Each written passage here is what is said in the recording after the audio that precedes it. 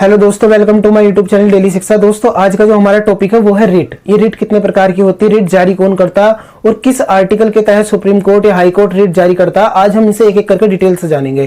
तो आइए आज का लेक्चर शुरू करते हैं। दोस्तों, हमारे संविधान के अंदर अगर तुम पार्ट 3 में जाओगे तो क्या दे रखे हैं, मौलिक अधिकार आर्टिकल 12 से लेकर 35 तक, आर्टिकल 12 से 35 तक मूल अधिकार दिए हुए हैं। और इनका अगर हनन होता, अगर इनका कोई इन्हें रोकता तो इसके लिए तुम आर्टिकल 32, इनमें ही एक आर्टिकल 32 और आर्टिकल 226, आर्टिकल 32 का इस्तेमाल करके तुम कहां जा सकते हो, सुप्रीम कोर्ट, और सुप्रीम कोर्ट में जाकर अपने अधिकारों को लागू करवा सकते हो। और आर्टिकल 226 का इस्तेमाल करके तुम कहां जा सकते हो, हाई कोर्ट, कहां, हाई कोर्ट, और अपने मौलिक अधिकारों को लागू करवा सकते हो। देखो, अगर मौलिक अधिकारों का हनन होता तो सुप्रीम कोर्ट और हाई कोर्ट कुछ रिट जारी करते हैं। ये रिट कितने प्रकार की होती, कौन कौन सी होती, इसे ही आज हम एक एक करके डिस्कस करने वाले हैं। देखो, ये 5 प्रकार की रिट जारी करता सुप्रीम कोर्ट या हाई कोर्ट। पहली हैबियस कार्पस, दूसरी है मैंडेमस, और तीसरी प्रोविजन, चौथी सर्सरी, और पांचवी है क्यू वारंटो, जिसे बोला जाता है अधिकार क्षेत्र। तो पहले देखो, एक मिनट यहां पर समझो। डॉक्टर BR अंबेडकर साहब के द्वारा एक बात बोली गई थी आर्टिकल 32 को, इसे बोला गया था कि यह संविधान की आत्मा है, क्योंकि यह मौलिक अधिकारों को लागू करवाता। अब आर्टिकल 226 भी तो मौलिक अधिकारों को लागू करवा रहा है, तो इसे क्यों नहीं बोला गया। देखो, किसी व्यक्ति के मौलिक अधिकारों का अगर हनन होता और वो सुप्रीम कोर्ट जाता तो सुप्रीम कोर्ट को के ऊपर ये बाइंडिंग है कि वो उसके मौलिक अधिकारों का जो हनन हुआ उसे लागू करवा के ही रहेगा, है ना। ये बाइंडिंग है सुप्रीम कोर्ट के ऊपर। लेकिन अगर ये हाई कोर्ट के ऊपर बाइंडिंग नहीं है, कैसे, मान लो तुम उत्तर प्रदेश के हो, तुम्हारा मौलिक अधिकारों का हनन हो गया, तो तुम मध्य प्रदेश या महाराष्ट्र या कर्नाटक के हाई कोर्ट में जाकर ये गुजारिश नहीं कर सकते कि हमारे मौलिक अधिकार का उल्लंघन हुआ, इन्हें लागू करवाओ। देखो, अगर उसका मन हुआ तो वो लागू करवा भी सकता है, लेकिन उसका अगर मन नहीं है, मतलब उसके विवेकानुसार है, अगर उसे लग रहा है कि हाँ मतलब करवाना चाहिए, तो वो तुम्हारे मौलिक अधिकारों का जो उल्लंघन हुआ, उसे हनन हुआ, उसे रोक सकता है वो। और अगर उसे लगता है कि नहीं, मेरे अधिकार क्षेत्र से बाहर है या मतलब मुझे नहीं करना, तो वो नहीं कर सकता। लेकिन अगर तुम सुप्रीम कोर्ट जाओगे तो तुम्हारे मौलिक अधिकारों को लागू करवा के ही रहेगा सुप्रीम कोर्ट। तो ये बाइंडिंग है सुप्रीम कोर्ट के ऊपर, इसलिए आर्टिकल 32 को क्या बोला गया, संविधान की आत्मा बोला गया, है ना। देखो, अब एक एक करके रिट को जान लेते हैं। पहली क्या है, बंदी प्रत्यक्षीकरण, जिसे हैबियस कार्पस बोलते हैं, हैबियस कार्पस, बंदी प्रत्यक्षीकरण। मान लो इसका हिंदी में देखो, ये लैटिन भाषा का शब्द है हैबियस कार्पस। इसका शाब्दिक अर्थ होता है, अगर बिल्कुल सिंपल भाषा में समझो, सशरीर प्रस्तुत करना। तुमने दृश्यम मूवी जरूर देखी होगी, दृश्यम का पार्ट 1, उसके अंदर इसका जिक्र करा गया। तो हालांकि यहां पर देखो, इसका ये कब जारी करवाई जा सकती, इसे बिल्कुल लेमैन लैंग्वेज में समझा रहा हूं। देखो, मान लो पुलिस तुम्हें गिरफ्तार कर लेती, तो तुम्हारा ये मौलिक अधिकार है कि तुम्हें पता होना चाहिए कि तुम्हें क्यों गिरफ्तार करा जा रहा, और उसके 24, जब से गिरफ्तार करा गया, जब से 24 घंटे के अंदर अंदर तुम्हें न्यायालय के समक्ष प्रस्तुत करे। लेकिन अगर वो ऐसा नहीं करती तो तुम ये रिट जारी करवा सकते हो, है ना। कौन सी, बंदी प्रत्यक्षीकरण। दूसरे एग्जाम्पल से इसे तुम समझो कि तुम्हारी किसी से लड़ाई हो जाती है, और जो सामने वाली अपोजिट पार्टी थी वो पैसे वाली, वो पुलिस में मतलब दरोगा का जो उसका वो जानता था, उसे पैसे देकर वो तुम्हें गिरफ्तार करवा लेता है। और वो दरोगा तुम्हें थाने के अंदर ही प्रताड़ित कर रहा, मतलब तुम प्रताड़ना दे रहा, तुम्हें परेशान कर रहा, मेंटली टॉर्चर कर रहा, हर तरीके से टॉर्चर कर रहा, लेकिन ना ही न्यायालय के समक्ष प्रस्तुत कर रहा और ना ही वो तुम्हें छोड़ रहा, ना ही ये बता रहा कि भाई साहब गिरफ्तार क्यों करा, ये तो बता दो, कम से कम मार रहे चलो मार लो, देखी जाएगी बाद में, लेकिन ये तो बता दो कि तुम कर क्यों रहे हो ऐसा, हमें गिरफ्तार क्यों करा। लेकिन अगर ऐसा नहीं करता, मतलब जो दरोगा है या मतलब पुलिस है, वो तुम्हें गिरफ्तार करने के बाद भी तुम्हें प्रताड़ित तो कर रही, लेकिन न्यायालय के सामने प्रस्तुत नहीं करी, नहीं तुम्हें छोड़ रही, नहीं बता रही यार क्यों तुम्हें गिरफ्तार करा गया, तो तुम क्या करवा सकते हो, जो तुम्हारा वकील तो बाद में आएगा जब न्यायालय में जाओगे, जो तुम्हारे घर के सदस्य तुमसे वो मिलने तो आएंगे ना, तुम्हारे दोस्त या स्वजन परिजन जो भी है, उनसे कहो यार तुम ना एक काम करो, सुप्रीम कोर्ट जाओ, ये ऐसा मानने वाले नहीं है। और वहां जाकर आर्टिकल 32 के तहत आर्टिकल 32 के तहत सुप्रीम कोर्ट में जाओ और उनसे ये बोलो कि हमारा एक व्यक्ति है, उसे थाने में बंद कर रखा, लेकिन ना ही न्यायालय के सामने प्रस्तुत कर रहे हैं, मतलब ना ही उसे ये बता रहे कि अपराध क्या है और ना ही उसे छोड़ रहे, बस उसे प्रताड़ित करे जा रहे हैं, मारे जा रहे हैं उसे। तो सुप्रीम कोर्ट क्या करेगा, एकदम से इस पुलिस थाने के खिलाफ क्या करेगा, एक रिट जारी करेगा, उसे बोलेंगे हैबियस कार्पस, कि तुमने जो वो गिरफ्तार कर रखा ना, उसे या तो जल्दी छोड़ो या न्यायालय के सामने प्रस्तुत करो। एक पॉइंट यहाँ पे, एक बहुत छोटा सा पॉइंट है, ये समझ लो, पुलिस का काम है गिरफ्तार करना, सजा देना पुलिस का काम नहीं। सजा कौन देता, वो देता न्यायालय, कोई सा भी, चाहे डिस्ट्रिक्ट कोर्ट हो, चाहे हाई कोर्ट हो या सुप्रीम कोर्ट हो, सजा देने का काम कोर्ट का होता। पुलिस का काम केवल गिरफ्तार करना और उसे प्रस्तुत करना होता है ना। और पुलिस ही यहाँ पे क्या बनी पड़ी, देखो खुद ही अपना आप गिरफ्तारी कर रही है, अपना आप ही सजा दे रही। तो इस चीज को रोकने के लिए ये क्या हैबियस कार्पियस लाई जाती है, हैबियस कार्पस, जिसे बोला जाता है बंदी प्रत्यक्षीकरण रेट। तो आई होप तुम्हें समझ में आ गई होगी, डिटेल में मैंने समझा दी। सशरीर प्रस्तुत करना पूरे शरीर के साथ। मैंडामुस, दूसरी कौन सी, मैंडामुस, जिसे परमादेश बोला जाता, ये पब्लिक ड्यूटी। अगर कोई सरकारी व्यक्ति अपनी ड्यूटी सही से नहीं कर रहा है, जैसे तुम टीचर को ले लो या तुम डॉक्टर को ले लो, अगर वो अपनी ड्यूटी सही से नहीं कर रहे तो उनके खिलाफ ही रिट जारी करी जाती। सरकारी पद पर आसीन है और वो अपनी ड्यूटी को सही से उसका निर्वहन नहीं कर रहा, उसके खिलाफ ही जारी करी जाती मैंडामुस, है ना, कि हम आदेश देते हैं। इसका अर्थ होता है हम आदेश देते हैं। और एक मिनट यहां पर समझो, एक व्यक्तिगत स्वतंत्रता, एग्जाम में क्वेश्चन पूछा गया था कि कौन सी रीट है जो व्यक्तिगत स्वतंत्रता से रिलेटेड है। तो देखो मैं यहां पर भी मैंने तुम बताया सशरीर प्रस्तुत करना, तो सशरीर व्यक्तिगत हो गया ना, कि मेरा शरीर तो व्यक्तिगत हो गया एक तरीके से। तो ये किससे संबंधित है, हैबियस कार्पस से। ये याद रखियो, एग्जाम में पूछी जा चुकी है कि सशरीर प्रस्तुत, सशरीर स्वतंत्रता की बात कौन सी रीट करती है, तो वो हैबियस कार्पस है। तो ये परमादेश यानी कि मैंडामस पब्लिक ड्यूटी और हम आदेश देते हैं, इसका शाब्दिक अर्थ हो गया।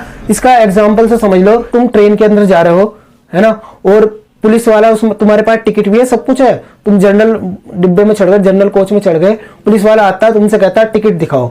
तो देखो पुलिस का ये काम नहीं है कि वो तुम्हारा टिकट चेक करे, है ना।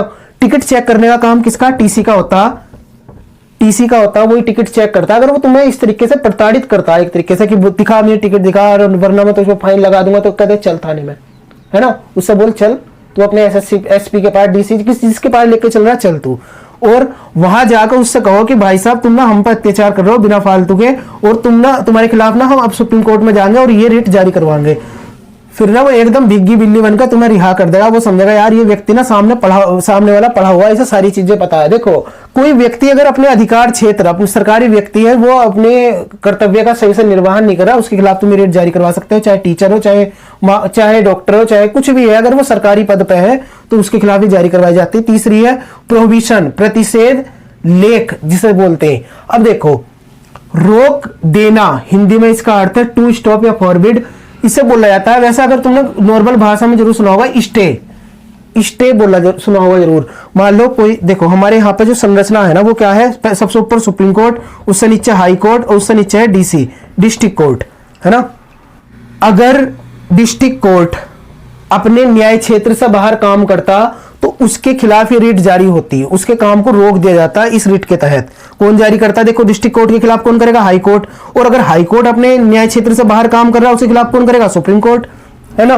तो इसे रोक देने, इसके जो अपने न्याय क्षेत्र से बाहर काम करता उसे रोकने के लिए रिट जारी करी जाती। एग्जाम्पल देख लो इसका, मान लो कि तुम क्या हो, देखो तुम यूपी के रहने वाले हो और एमपी में तुम पे क्या हो जाता, मुकदमा हो गया हाई कोर्ट में, वहां तुम्हारे खिलाफ केस चल गया, तो ये क्या हो गया, एमपी के हाई कोर्ट के खिलाफ हो गया, मतलब न्याय क्षेत्र से बाहर हो गया। क्यों, क्योंकि तुम ये यूपी में अपराध हुआ तो यूपी के हाई कोर्ट में चलेगा, यूपी के डिस्ट्रिक्ट कोर्ट में ये मुकदमा चलेगा ना, तुम कहां बीच में पड़ रहे हो, तो इसके न्याय क्षेत्र से बाहर हो गया।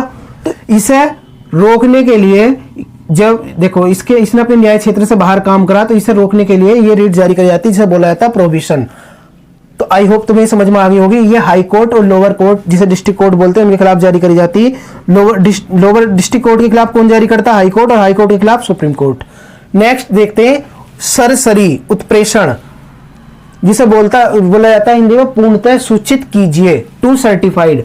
अब देखो यहाँ पे क्या हुआ, यहाँ पे तो मैंने ये बताया कि वो मुकदमा जैसे चला तो तुम ये रिट जारी करवा सकते हैं, है ना। लेकिन मुकदमा चलने के साथ इसने अपना मतलब फैसला भी सुना दिया कि इस व्यक्ति को फांसी दे दो, है ना, इस व्यक्ति को फांसी दे दो, सामने वाले को जिसके खिलाफ आपने मुकदमा चलाया हो, इसने भले यूपी में अपराध करा लेकिन एमपी वाले हाई कोर्ट ने ये बोल दिया। इस चीज को रोकने के लिए, उसके आदेश को रोकने के लिए जो उसने अपने न्याय क्षेत्र से बाहर दिया, ये रिट जारी करवाई जाती है, जिसे बोला जाता है सरसरेरी उत्प्रेषण। अर्थात जो अधीनस्थ न्यायालय होते हैं उनके फैसलों को रोका जाता है इस रिट के तहत। किस रिट के तहत? सरसरेरी। तो आई होप तुम्हें समझ में आ गया होगा ये क्या होता है उत्प्रेषण। नेक्स्ट है क्यू वारंटो, अधिकार परीक्षा जिसे बोलते हैं।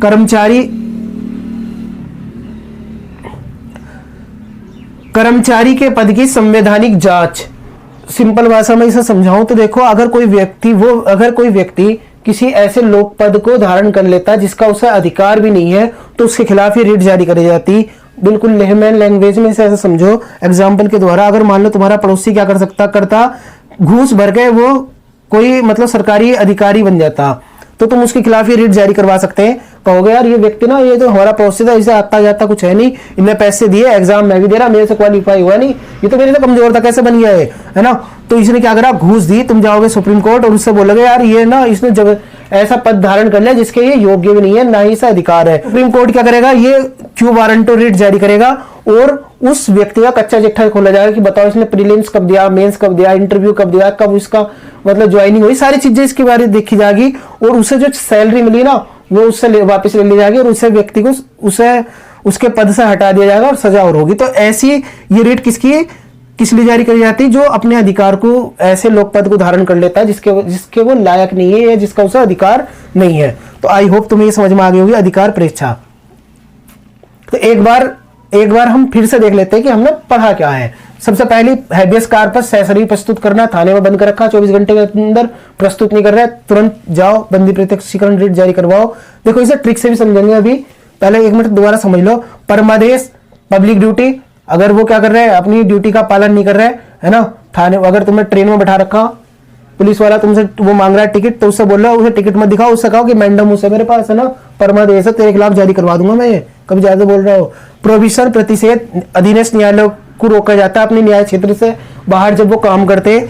सरसरेरी उत्प्रेषण जिसे बोला जाता है, पूर्णतः सूचित करना, उसके मतलब जो उसने फैसला सुनाया उसके फैसले को रद्द करना या रोकना, ये किसके द्वारा होता है? सरसरेरी उत्प्रेषण रिट के द्वारा। क्यू वारंटो, ऐसे लोक पद को धारण कर लेना जिसका उसे अधिकार नहीं है, उसके लिए कौन सी रिट होती? Quo warranto. दोस्तों इन रिट को याद करने की ट्रिक देख लो। बंदी पति परमेश्वर उसका अधिकार है, बंदी पति परमेश्वर उसका अधिकार है। बंदी से क्या हो गया? बंदी प्रत्यक्षीकरण, हैबियस कार्पस बोलते हैं। डायरेक्ट एग्जाम में ये भी पूछा जा चुका, हालांकि जो एसएससी वगैरह के एग्जाम होते हैं ना उनमें पूछा गया था कि जैसे पूछ लगा प्रोविशन, इसका ये कौन सी है? प्रतिषेध दे देगा, बंदी प्रत्यक्षीकरण दे देगा, परमादेश उत्प्रेषण, तो ये पूछ लगा प्रोविशन का क्या अर्थ है? तो बंदी प्रत्यक्षीकरण, बंदी से बंदी, पति से हो गया प्रतिषेध, और परमेश्वर से परमादेश, और उसका से क्या हो गया? उत्प्रेषण। अधिकार से क्या हो गया? अधिकार परीक्षा। तो क्यू वारंटो, इनका इंग्लिश में नाम याद रख लिया, क्यू वारंटो, ये सरसरेरी, ये मैंडमस, प्रोविशन, ये हैबियस कार्पस। और एक क्वेश्चन यहाँ पे ये और बन जाता है कभी कभी कि कौन कौन सी रिट है जो न्यायालय के खिलाफ जारी करी जाती है? तो 2 याद रखी हुई है, उत्प्रेषण अभी बताई, अधिकार क्षेत्र से बाहर काम करते हैं। एक तो कौन सी है? प्रोविशन, और एक है उत्प्रेषण, सरसरेरी और प्रोविशन, है ना, प्रतिषेध उत्प्रेषण। तो ये किसके खिलाफ जारी करी जाती है? न्यायालयों के खिलाफ जारी करी जाती है, जो अधीनस्थ न्यायालय होते हैं उनके लिए। बाकी ये व्यक्ति संस्था के खिलाफ जारी करी जाती है। तो आई होप तुम्हें समझ में आ गई होगी। अगर इससे रिलेटेड कुछ भी मन में डाउट हो कमेंट करके पूछ सकते हो। तो दोस्तों आज का लेक्चर तुम्हें कैसा लगा? अगर पसंद आता है लाइक करना। मिलते हैं फिर नेक्स्ट लेक्चर में, तब तक के लिए थैंक्स अ लॉट, जय हिंद।